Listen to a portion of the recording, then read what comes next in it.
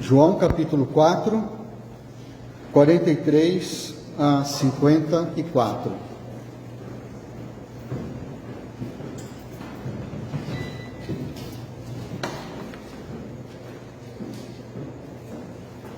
Uma pessoa com fé, ela pode chegar onde outros não chegam. A fé tem sido muito valorizada, mas não é só os crentes que dizem isso. Tem pessoas dos mais variados, das mais variadas crenças, até pessoas que não têm não professam nenhuma religião, eles também dizem que a fé, ela é bem positiva para as pessoas. Eu li uma entrevista de uma pessoa que é especialista em fisioterapia integrativa. O nome dela é Roseli Santos Ferreira. Ela disse que a literatura científica e também a leiga cada vez mais comprovam a influência positiva das práticas religiosas e espirituais na saúde dos indivíduos. Estatísticas mundiais demonstram que cerca de 80% das pessoas portadores de doenças crônico-degenerativas, como câncer, por exemplo, buscam tratamentos complementares, e a espiritualidade é uma das mais fortes alternativas. Então, é uma pessoa que é especialista na área de medicina e não é necessariamente uma pessoa crente, mas ela está dizendo, e os estudos, os cientistas estão reconhecendo que a fé, ela é positiva para as pessoas. Mas uma fé que pode nos levar para o céu é uma outra categoria de fé. Não é uma fé qualquer, E é dessa fé que esse trecho de João vai estar falando. Vamos ficar de pé para poder ler a palavra de Deus? João capítulo 4, 43 a 54. Passados 2 dias, partiu dali para a Galileia, porque o mesmo Jesus testemunhou que um profeta não tem honras na sua própria terra. Assim, quando chegou a Galileia, os galileus o receberam,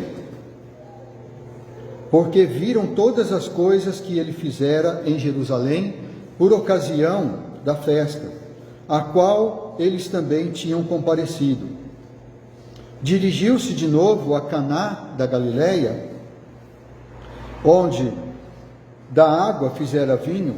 Ora, havia um oficial do rei, cujo filho estava doente em Cafarnaum. Tendo ouvido dizer que Jesus viera da Judéia para a Galileia, foi ter com ele e lhe rogou que descesse para curar seu filho, que estava à morte. Então Jesus lhe disse: se porventura não virdes sinais e prodígios, de modo nenhum crereis. Rogou-lhe o oficial: Senhor, desce antes que meu filho morra. Vai, disse-lhe Jesus, teu filho vive. O homem creu na palavra de Jesus e partiu. Já ele descia quando os seus servos lhe vieram ao encontro, anunciando-lhe que o seu filho vivia. Então indagou ele: a que hora o seu filho se sentira melhor? Informaram: ontem, à hora 7ª, a febre o deixou. Com isto, reconheceu o pai ser aquela precisamente a hora em que Jesus lhe dissera: teu filho vive. E creu ele e toda a sua casa. Foi este o segundo sinal que fez Jesus depois de vir da Judéia para a Galileia. Vamos orar? Obrigado, nosso Pai, por termos a oportunidade de ler agora a Tua Palavra. Obrigado, Senhor, por tudo que está escrito aqui, pelas lições que podemos aprender. Obrigado, Senhor, porque Tu és real em nossas vidas, porque Tu nos chamaste para crermos no Teu Filho, Senhor Jesus, para que pudéssemos ter o perdão dos nossos pecados e a vida eterna. Obrigado porque desta forma o Senhor nos resgatou. O Senhor providenciou que nós tivéssemos a certeza da vida eterna, que nós pudéssemos ser livres, Senhor, da condenação do inferno.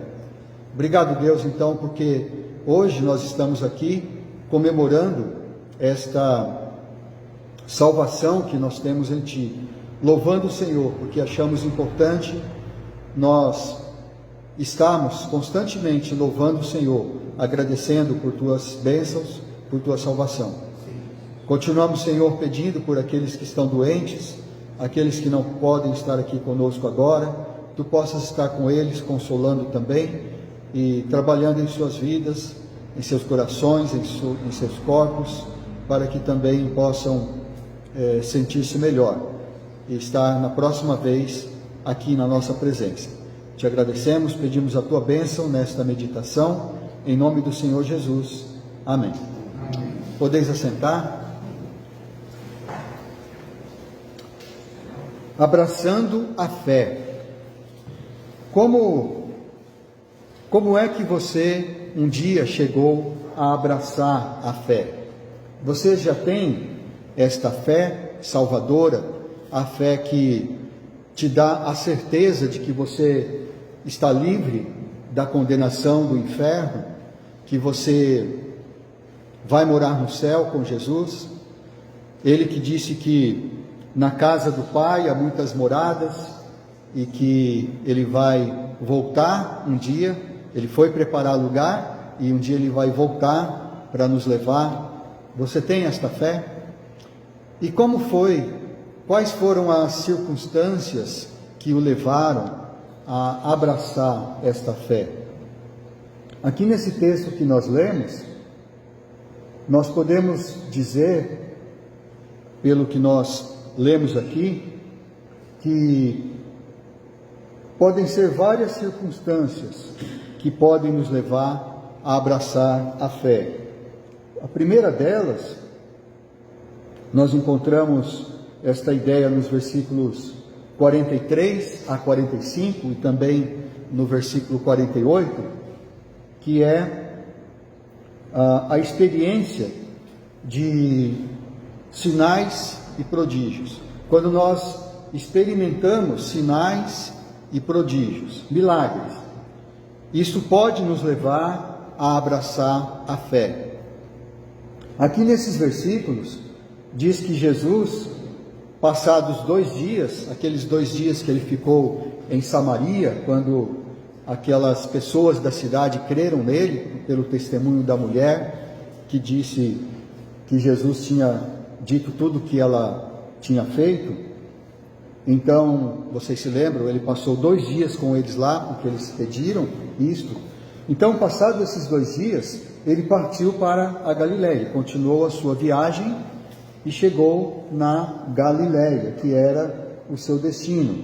E aqui no versículo 44 diz que ele foi a Galileia porque o mesmo Jesus mesmo estava testemunhando que um profeta não tem honras na sua própria terra. Então ele diz que ele foi a Galileia porque um profeta não tem honras na sua própria terra. É meio difícil às vezes da gente entender essas coisas.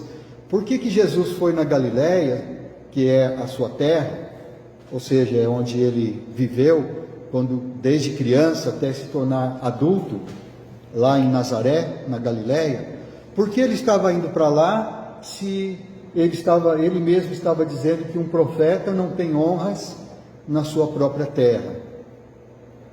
Mas aí no próximo versículo, no 45, diz que quando ele chegou a Galileia, os galileus o receberam porque eles tinham visto porque eles viram todas as coisas que ele fizera em Jerusalém. Então eles estavam em Jerusalém, Jesus participou lá em Jerusalém das festas, todo mundo ia para lá nas festas religiosas. Jesus fez sinais ali, fez milagres. Eles estavam lá também, porque eles tinham ido para a festa, e lá em outra terra, né, porque não era o lugar onde eles moravam, eles viram os milagres de Jesus. Então, quando Jesus chegou, eles o receberam. Então, eles o receberam porque eles tinham visto sinais e prodígios que Jesus fizera naquela terra. Então, de certa forma, como eles receberam Jesus, a gente pode dizer que eles abraçaram a fé. A gente não sabe se esta fé que eles abraçaram é aquela fé salvadora, aquela fé que nos leva à certeza de que nós ficamos livres do inferno e vamos morar com Deus.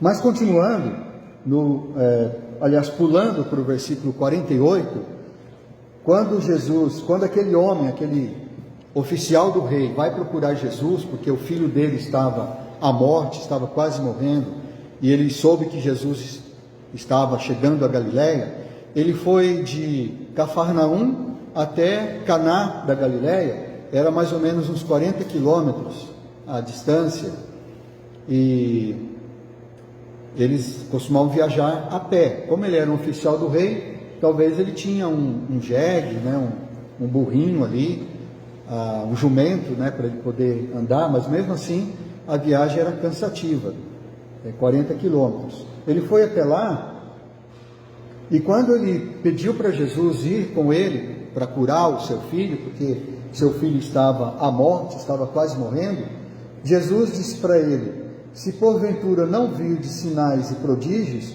de modo nenhum crereis. Olha só, né? Jesus muitas vezes fazia isso. A pessoa falava uma coisa com ele, Jesus respondia outra, né? Assim como foi com Nicodemos, né? Quando Nicodemos chegou falando, o Senhor sabemos que o Senhor é o mestre, porque ninguém faz as coisas que o Senhor faz, se Deus não estiver com ele. E Jesus foi logo dizendo: se você não nascer de novo, não pode ver o reino de Deus. Nesse caso aqui, Jesus disse para o homem: se vocês, né, se não virdes sinais e prodígios, de modo nenhum crereis. E o homem não queria conversa, né? Falou: Senhor, para de enrolar, né? Vamos logo, né? Não vem com essa história aí, já vai começar com essa narrativa, né? Vamos logo, meu filho está para morrer. É claro que não foi assim que ele disse, né? Ele falou de maneira respeitosa, mas ele estava preocupado, ele não queria nem perder tempo em conversar, porque ele queria que Jesus fosse logo para lá. Mas o que Jesus disse faz muito sentido nesse contexto, porque primeiro ele foi a Galiléia dizendo que nenhum profeta tem honra na sua própria terra. Depois, os galileus, né, os seus conterrâneos ali, o receberam porque eles viram o que Jesus fez lá em Jerusalém, ou seja, sinais e prodígios. E aí, quando aquele homem vai falar com ele que para curar o seu filho, ou seja, está pedindo para Jesus fazer um milagre, curar o seu filho, Jesus diz: se não virdes sinais e prodígios, de modo nenhum crereis. Então, nesse contexto, a gente está vendo o seguinte, que é necessário que hajam sinais e prodígios para que as pessoas creiam. E, de certa forma, é como se Jesus estivesse dizendo para aquele homem: olha, a doença do seu filho, o que aconteceu com o seu filho, é para a glória de Deus. Assim como ele falou daquele cego, uma história que tem mais adiante, quando os discípulos perguntaram se ele nasceu cego porque ele pecou, porque seus pais pecaram, ou porque era para a glória de Deus, ou, aliás, eles só falaram assim, né? E Jesus disse: não, ninguém pecou, é porque é para manifestar a glória de Deus. Assim também, aquele menino, né, o filho daquele oficial do rei, ficou doente, provavelmente para que Jesus pudesse curá-lo, para que Jesus pudesse fazer um milagre e assim eles viessem a crer. A mesma coisa aconteceu na ressurreição de Lázaro, né? Disse que Jesus demorou para ir quando ele soube que Lázaro estava doente, esperou que ele morresse. Quando ele chegou lá, já fazia 4 dias que estava morto. Então Jesus disse a mesma coisa, em outras palavras, que aquilo era para a glória de Deus. Então é necessário, e muitas pessoas chegam a abraçar a fé porque eles experimentaram sinais e prodígios. Como foi que você abraçou a fé? Será que foi porque você viu algum milagre? Será que Deus fez alguma coisa na sua vida? Alguma coisa extraordinária? Alguma cura? É possível que sim. Muitas pessoas chegaram a Jesus por causa disso. Nós temos alguns exemplos que nós conhecemos. Todos aqui devem conhecer o missionário Luiz Alegria, o pastor Luiz Alegria. Ele conta no livro, o primeiro livro que ele escreveu, é o livro da história dele, é uma autobiografia, e o livro, se não me engano, se chama Fugir da Escravidão. Então ele conta a história de que ele chegou a conhecer o Evangelho quando ele estava correndo da polícia, né? Ele correu da polícia porque ele era envolvido com drogas, ele era viciado, ele também vendia drogas, e um dia então ele estava correndo da polícia lá no Chile, e aí para fugir da polícia ele acabou entrando na casa de um casal de crentes, e um dia ele trouxe esse casal aqui na nossa igreja para confirmar esse testemunho. É muito legal, e a história é muito interessante, porque é uma história milagrosa. Deus o fez chegar ali, e ele foi obrigado a ouvir o Evangelho ali, porque ele tinha que ficar escondido da polícia. Ele ficou lá ouvindo, não queria estar ali, mas aquilo começou ali a sua conversão. Não foi naquele momento, mas... E ele vai contando, e ele tem muitas histórias, e toda vez que ele vem aqui, ele sempre tem muitas histórias de acontecimentos milagrosos, né? Ele sempre fala de coisas assim. E muitas pessoas, de fato, chegam a conhecer a Cristo, chegam a abraçar a fé, porque tiveram experiência de fatos milagrosos, de sinais e prodígios. Mas só que a gente tem que tomar cuidado, porque sinais e prodígios também podem ser usados por Satanás para enganar as pessoas. A Bíblia diz isso. Em 2 Tessalonicenses 2,9, diz: ora, o aparecimento do iníquo é segundo a eficácia de Satanás, com todo o poder e sinais e prodígios da mentira. E em muitos outros lugares a Bíblia fala, Marcos 13:22, diz que surgirão falsos profetas, falsos cristos, operando sinais e prodígios, para enganar, se possível, os próprios eleitos. Então, nem sempre um milagre, sinais e prodígios vem de Deus. O próprio Deus está dizendo na sua palavra que não é só Ele que faz sinais e prodígios. Mas, se esses sinais e prodígios vêm da parte de Deus, e eu tenho certeza que nós aqui, cada um de nós pode contar alguma história de algum milagre, alguma coisa milagrosa que Deus fez em nossas vidas. Quantas histórias, quando estava construindo a igreja, a pastor Alden orou para não chover, né? Choveu em todo o redor, parecia aquela história do Gideão e aquele chumaço de algodão, né? Choveu em todo o redor aqui da igreja, mas na igreja não choveu, né? Por causa, né, resposta de oração. A cura, né, de doenças, cura até de câncer, né? É claro que a pessoa foi no médico, a pessoa tomou todos os remédios, fez todos os tratamentos, mas mesmo assim a cura não deixa de ser milagrosa, porque é somente Deus trabalhando na vida da pessoa, né? E outras curas também que o pastor Ismael falou aqui, né? Foi lá, sumiu um nódulo, né? Foi fazer a ultrassom lá, o nódulo sumiu, né? E não está mais, né? Muitas histórias assim, mas São coisas pequenas às vezes, mas que são milagres, são milagrosas em nossas vidas. Uma oração que Deus respondeu, que nós achávamos que era impossível.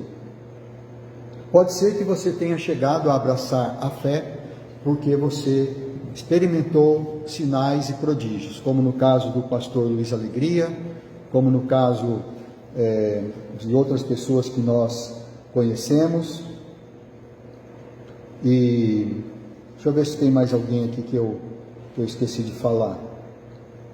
Bom, com certeza você deve conhecer alguém assim. E a segunda circunstância que nós podemos encontrar nesse texto aqui, que pode nos levar a abraçar a fé, é ouvir a palavra de Deus. Ouvir a palavra de Deus, nessa circunstância, pode ser que você chegue a abraçar a fé. Pode ser que você tenha abraçado a fé porque você ouviu a palavra de Deus, ou leu a palavra de Deus. Nos versículos 46 até os 50, é quando acontece a história principal desse parágrafo, o centro desse parágrafo, que é a história daquele homem que era oficial do rei, que foi procurar Jesus, porque o seu filho estava à morte, e Jesus então diz para ele que era necessário ouvir milagres. Ele disse: Senhor, vamos logo, porque meu filho está morrendo. E Jesus disse para ele: vai, teu filho vive. E o homem creu na palavra de Jesus e partiu. Olha só, simplesmente creu na palavra de Jesus. Então, o que é principal aqui nessa parte do parágrafo é esta frase, do versículo 50. O homem creu na palavra de Jesus e partiu. Jesus disse: vai, teu filho está vivo. Não é necessário que não era necessário que Jesus fosse com ele até lá. Bastava a palavra de Jesus. E foi isso mesmo que Jesus fez. E foi importante que o homem tivesse crido na palavra, porque quando não há fé, não pode haver milagre. Em outros lugares, quando Jesus estava em Nazaré, que é a cidade onde ele cresceu, onde ele viveu ali dos 4, 5 anos até os 30 anos de idade, quando ele foi pregar na sinagoga, naquela cidade, as pessoas ficaram maravilhadas, dizendo: quem é esse? Esse aí não é o filho do carpinteiro? Não é o irmão do José, do Tiago? E foi falando lá os nomes, E nós não conhecemos as suas irmãs. De onde que ele tirou tudo isso? Essa sabedoria, e tudo. E ali naquele texto diz que ele não pôde fazer ali muitos milagres porque eles não tinham fé, porque faltava fé a eles. Então não podia fazer ali muitos milagres. Então, se esse homem não tivesse crido na palavra de Jesus, com certeza o filho dele não teria sido curado. Então era necessário que ele cresce que Jesus podia fazer aquilo. E Jesus disse, e ele realmente creu, e ele foi. Então, muitas vezes, você pode chegar a crer simplesmente porque você leu a Bíblia, simplesmente porque você ouviu alguém te falar da palavra de Deus e você creu. Por isso que é tão importante nós falarmos a palavra de Deus, termos versículos de cor, integrarmos folhetos às pessoas. E hoje nós temos o privilégio de conhecer, de ter a Bíblia em nossa própria língua, mas não foi sempre assim. Antigamente a Bíblia era só em latim, em grego, era muito difícil o acesso. Nós somos muito abençoados por termos a Bíblia, a palavra de Deus, em nossa própria língua. E não faz mais do que 100 e poucos anos, ainda não chegou a 200 anos que nós temos isso. Vocês já ouviram falar de um homem chamado João Ferreira de Almeida? Todos já ouviram? Você tem que ter ouvido, né? Porque ele foi, se você pega, né? Você vai começar a ler a Bíblia inteira, né? Quando você abre a primeira página da Bíblia aqui, está dito, né?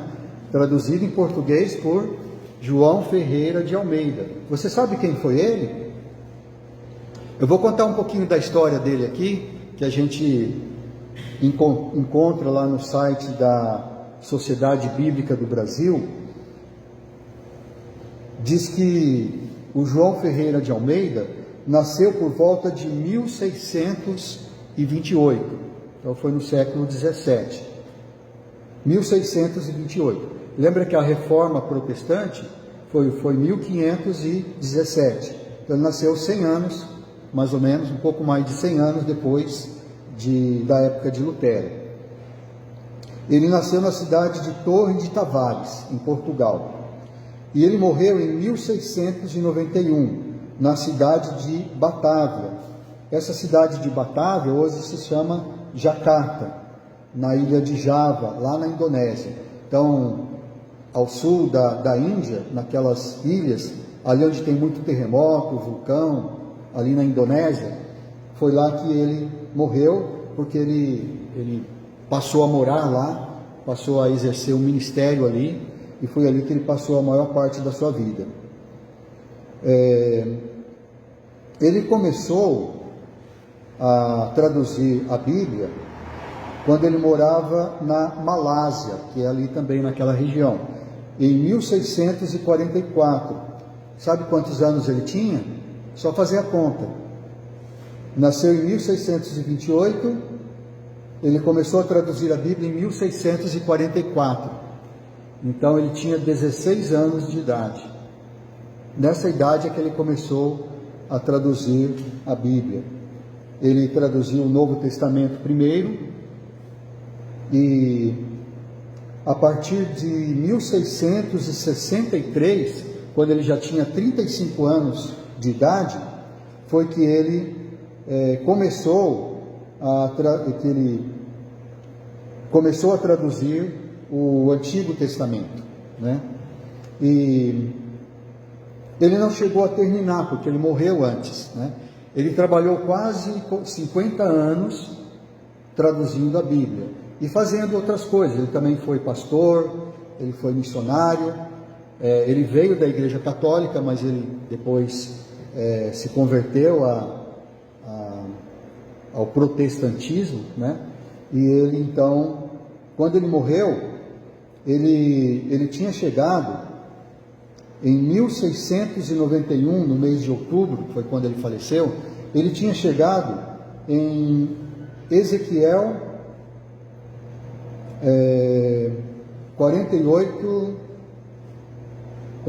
21. Ezequiel 48, 21. Foi lá que ele chegou, quase no último capítulo de Ezequiel. Faltou alguns poucos versículos para ele terminar. Ele estava então traduzindo já aquele templo, né, quando Ezequiel estava falando do templo. E vocês já ouviram falar de Jacobus op den Akker? Alguém já ouviu falar? Mas deviam ter ouvido falar também. Eu também nunca tinha ouvido falar, né?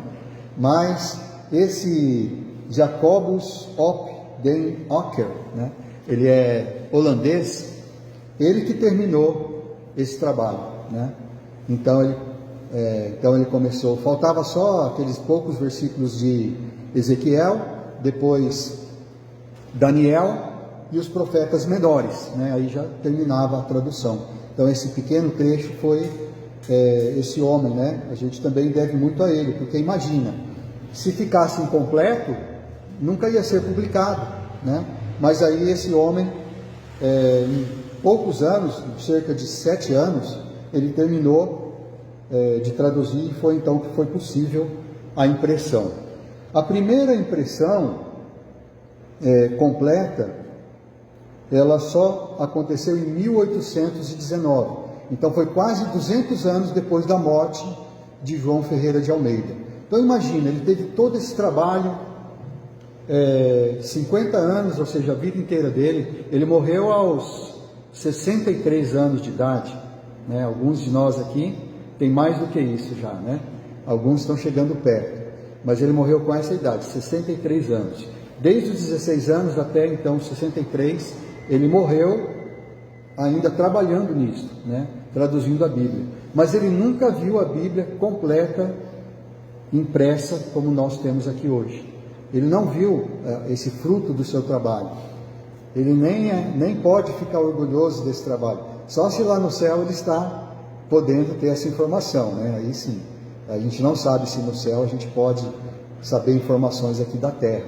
Mas se ele souber, ele vai ficar com certeza muito feliz pelo seu trabalho. Então imagine um homem que viveu há tanto tempo,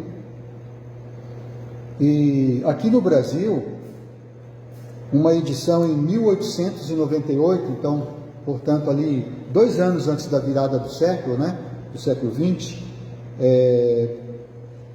surgiu então aqui no Brasil a edição revista e corrigida, né, essa que nós temos como revista e corrigida. E no começo do século XX, ou seja, 1930, 1900 e alguma coisa, então é que surgiu a edição que nós temos aqui em mãos, que é revista e atualizada. Então, irmãos, quando a gente olha para o passado e vê o trabalho que as pessoas tiveram, né, e tudo que nós temos, o privilégio que nós temos, nós não podemos desprezar a palavra de Deus, e porque por ela muitas pessoas podem chegar a abraçar a fé, só por ler ou ouvir a palavra de Deus. E a terceira circunstância que pode nos levar também a abraçar a fé é o testemunho de pessoas próximas, o testemunho de pessoas que nós conhecemos, nossos familiares, nossos amigos, alguma pessoa que já sendo crente nos deu testemunho e nós então chegamos a abraçar a fé por causa desse testemunho. Essa ideia está nos versículos 51 a 54. Ali diz que o homem, aquele homem que foi pedir para Jesus curar o seu filho, ele estava então a caminho, quase chegando já em Caná da Galileia, chegando em Cafarnaum, foi só no outro dia, porque a viagem era longa, então ele chegou no outro dia lá, e então os servos dele vieram ao seu encontro e falaram que o filho dele estava vivo, vieram todos alegres, seu filho melhorou, né? Então não tinha celular para eles se comunicarem, né? E dizer, Jesus disse que ele vai ficar bom, fica olhando aí, né? Mas, então eles não sabiam que ele já sabia, né? Mas eles foram lá, tão alegres, né? Dizendo para ele, temos uma boa notícia, seu filho está bom, já está curado. E aí ele perguntou, a que horas que ele começou a melhorar? E aí eles falaram, foi ontem, cerca da, qual hora que fala? Foi a hora sétima, né? Hora sétima, no nosso modo de falar a hora hoje em dia, seria 1 da tarde, cerca de 1 da tarde, 1h da tarde. A hora sétima. Então era 1 da tarde quando ele estava conversando com Jesus, e a 1 da tarde os seus servos, né, do outro dia, confirmaram que ontem, a 1h da tarde, que era exatamente o momento que ele estava falando com Jesus, é que o filho dele ficou bom. Então aí ele creu, né, mais ainda. Ele confirmou então que foi realmente Jesus que curou o seu filho. E não somente ele creu, mas foi ele e toda a sua casa. Quando fala a sua casa, não é necessariamente só os seus familiares, mas os seus servos também são considerados a sua casa. Ele era um homem de posses, né? Ele era um homem importante, era um oficial do rei, então ele tinha muitos servos, ou seja, escravos, ele tinha muitos servidores, ele tinha muitos criados, tinham muitos familiares também. Então está dizendo que ele e a sua casa creu no Senhor por causa desse milagre, né? Mas tudo começou porque ele creu na palavra de Jesus. E agora, aqueles os seus servos, aqueles que estavam na sua casa e os seus familiares, eles creram por influência dele, porque ele disse que era Jesus que tinha curado. Então, é assim que muitas pessoas chegam a abraçar a fé. Nós conhecemos muitas pessoas assim, não é? Lael e Natália são filhos de crentes, né? E inclusive de pastor, né? E foram criados, né? Nasceram em berço cristão e estão servindo a Deus até hoje, glória a Deus, né? Mas é claro que foi por opção deles, mas eles aprenderam isso desde criança, né? Meus filhos, o Rafael, o Samuel, também nasceram praticamente na igreja, né? Estão crescendo. Outra pessoa famosa que nós conhecemos, né? Que nasceu em berço cristão, nunca podemos deixar de mencioná-lo quando falamos isso, né? É o pastor Alexandre, né? Que hoje é o pastor Alexandre, né? Ele nasceu em berço cristão, mas chegou um dia que ele teve que tomar a decisão de receber Jesus como seu Senhor e Salvador, né? E tantas pessoas que estão que chegaram a abraçar a fé por causa da influência de pessoas próximas. Um pastor, amigo nosso, ele escreveu já num artigo, e ele sempre defendia esta ideia de que os crentes deveriam ter muitos filhos, né? Assim como diz lá nos Salmos, acho que é Salmo 100, não sei se é o 123, né? Mas um salmo que diz que os filhos são como as flechas, rebento da oliveira, né? Mas também, não sei se é ali mesmo em outro lugar, diz que eles são como a flecha nas mãos do arqueiro, né? Os filhos são como uma flecha que você lança, né? E diz assim: feliz o homem que enche dele a sua aljava, né? Que aljava é aquele negócio que eles colocam as flechas, né? Que fica atrás. Então ele costumava dizer assim: bom, a aljava tinha 7 flechas, né? Eles costumavam pôr 7 flechas, né? Então, para encher a sua aljava, você tem que ter 7 filhos, né? Era isso que ele dizia, né? Mas, claro que é uma brincadeira que ele dizia, mas dizendo a verdade, que realmente ele acreditava nisso e continua acreditando, eu acho, que um crente, ele deve pensar em ter muitos filhos, porque se ele tiver muitos filhos, ele vai povoar o mundo de pessoas crentes. É claro que não é garantido que o seu filho vai ser crente, mas é muito mais provável que o seu filho se converta, porque você vai criá-lo desde cedo no caminho do Senhor. Então é muito mais provável que ele vai seguir esse caminho, como a Bíblia fala, né? Ensina a criança no caminho em que deve andar, e ainda quando for velho, não se desviará dele. Mas, infelizmente, há casos em que os filhos, mesmo de pais crentes, que cresceram na igreja, eles não abraçam a fé. E isso pode acontecer. Ou eles abraçam a fé durante algum tempo, mas depois se afastam.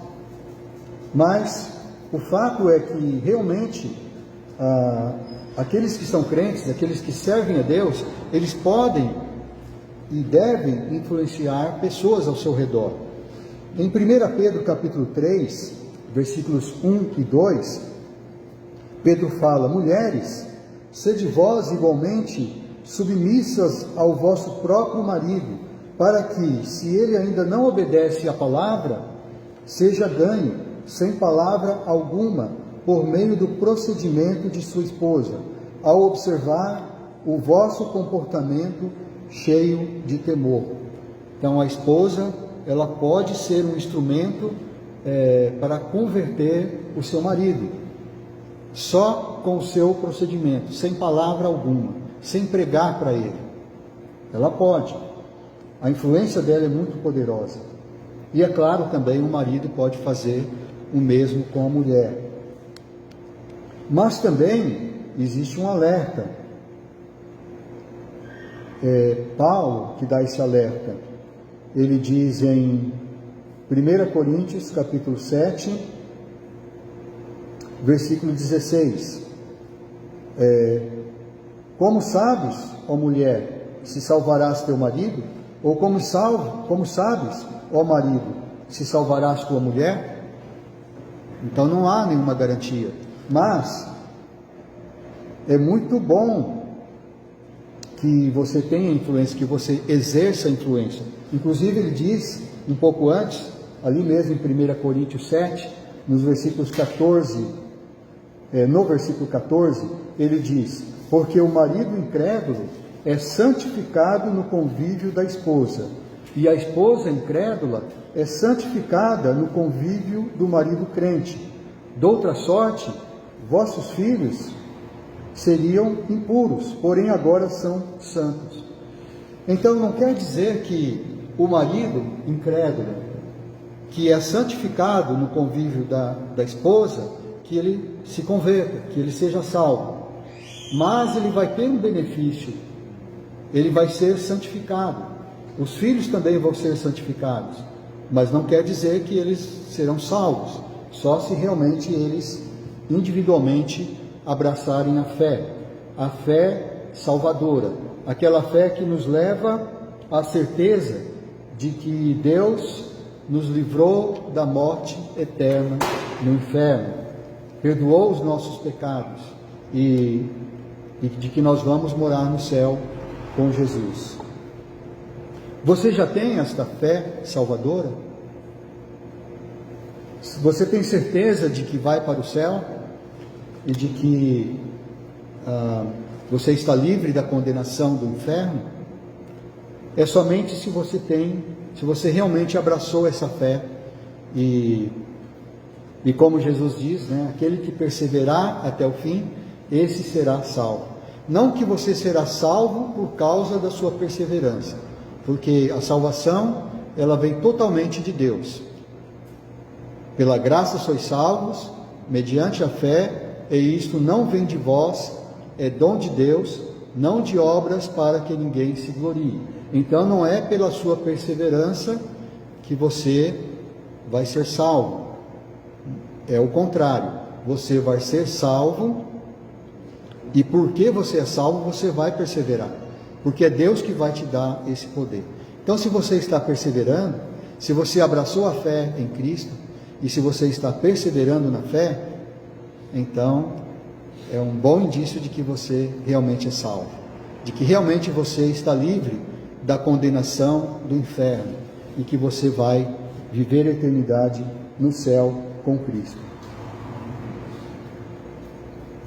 Então não importa se você chegou a abraçar a fé porque você teve experiências de sinais e prodígios, ou se foi simplesmente por ler ou ouvir a palavra de Deus, ou se foi por influência de pessoas próximas a você, ou se foi por um pouco de cada, um pouco de tudo isso.